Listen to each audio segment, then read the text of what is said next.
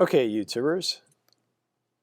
Some people are asking me to create a YouTube name, and I would love to take a poll as to what my YouTube handle should be. I don't think I'll be able to come up with one on my own.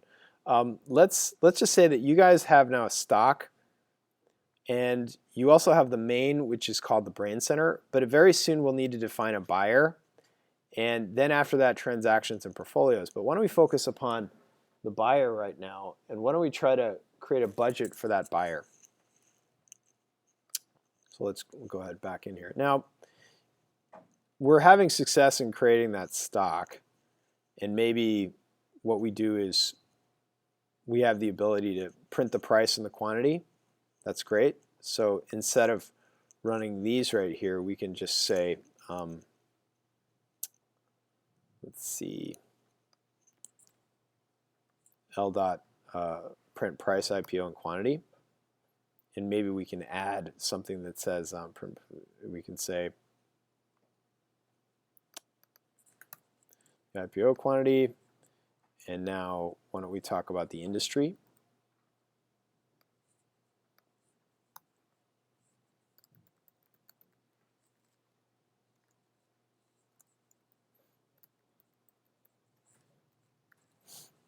I think it's called industry. Great. Now let's go in here and let's assume that we have these people in the marketplace called buyers.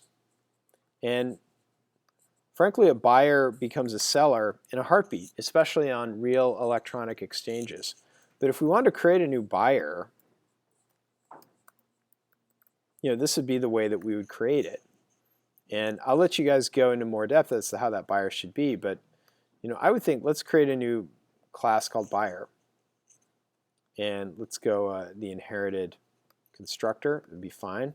So we go on over here, and so Eclipse allows us to make a buyer very, very fast. So I recommend that you guys get into the habit of using these modern, features of Eclipse where it'll create objects in the blink of an eye. Like, wow, we really want to capture all the data on all the buyers, so let's just make a buyer really quickly, and then we think fluidly about what that buyer should possess. So maybe there's a public double, which is their budget, which is going to be in currency,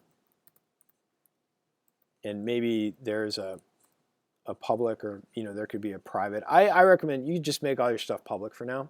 That's fine by me. That should be a string of called the name, which will be their identifier, some random thing that could become their name, and maybe that could become an integer, like a buyer identifier. So here we want to actually establish a budget, and so we could just say, okay, let's just create a budget called establish budget right there, and kind of blow through this a little bit, and we'd say random r is equal to new random, no problem, and then we'd say budget is equal to r dot next int, maybe divided by 100.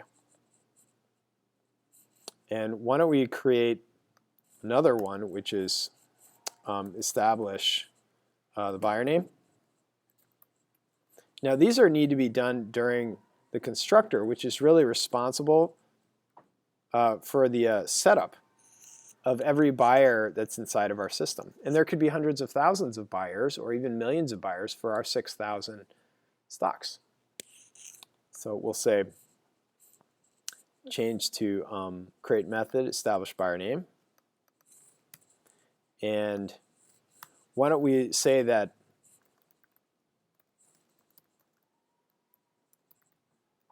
it's going to be a random, but the name is going to be r.next int, and we'll just allow this to be long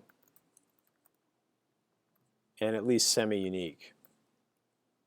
It'll probably be quite unique. There's a lot of variations when it's a very long number. Maybe if you say, well, I want to have a million different buyers, maybe say, okay, we'll make the limit of that be a million. I think that's a million. And then why don't we create a a method here that's called the prove the establishment, which will prove that stuff has been prove that the variables have been established. And we'll do a quick system out where we'll say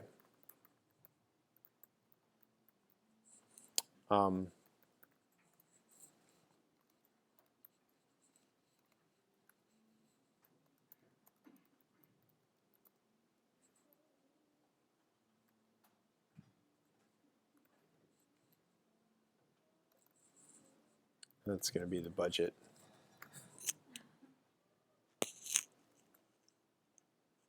And so we have that new buyer. The moment that we create the buyer, he will run prove establishment. So let's go ahead and do that. And the buyer has a budget of that, a big budget, big fat budget. Seven zeros to that. So big fat budget, 1.8, 18 billion maybe. It's huge. Big institutional buyer. In the phishing, okay. Great, so things are working now. So we need these kind of moving pieces when we want to create a working market, and maybe we have stuff that works later, which is called, maybe we want to say, build a random portfolio. And we'll start to look at that next week when we start to create big data sets, using lots of for loops, which we'll go back to this, and using collections and lots of randoms. And so we'll create these very large scenarios, very large scale scenarios that have a lot of unique entities flying around, unique pricing in unique industries, bought and sold by unique buyers with their own portfolios. And we'll also create things where we'll say, I want to create a portfolio for that buyer. And so we'll go ahead and create a portfolio class right now with the understanding that next time we get back together, we'll create those portfolios. And this may contain something of an array list. And what we'll call a bunch of new, a new object called a transaction.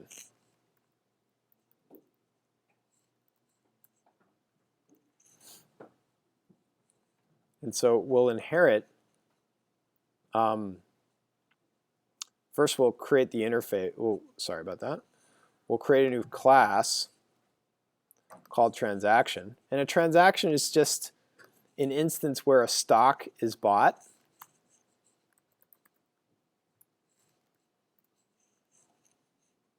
And then we'll create an integer number of stock purchased. And then we'll say that there's a buyer called B whose ID will be stored as a record of buying a certain package of stocks. Right? So now we have these various classes which help to support an architecture that comprises the market. Right? A market's built of stocks and buyers who make transactions. And transactions have to be comprised of stocks. And then we have these things called portfolios that keep our stocks together. And so we're going to import that array list, and that's where we're going to begin when we get together next time. Okay? All right? So try to create all these cool new objects in your own project. Okay? And definitely avail yourself of the ability to create a new class, like create a hound dog.